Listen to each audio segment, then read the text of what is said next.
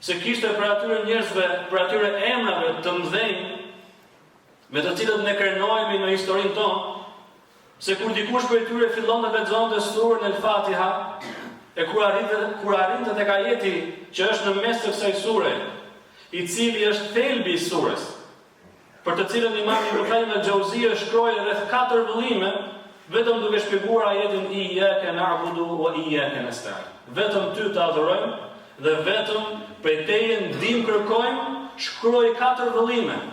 Të tjerë shkruan qindra e mira faqe vetëm duke folur për këtë, pikërisht për këtë ajet. Të tjerë kur arrinin te ky ajet, thjesht qanin, e ndërprenin leximin e tyre, e përsërisin vazhdimisht këtë ajet, sepse njeriu mendon dhe thot: a vërtet vetëm Allahun adhurojmë? A vërtet vetëm atij kërkojmë ndihmë? Apo ka edhe gjëra të tjera që unë adhuroj?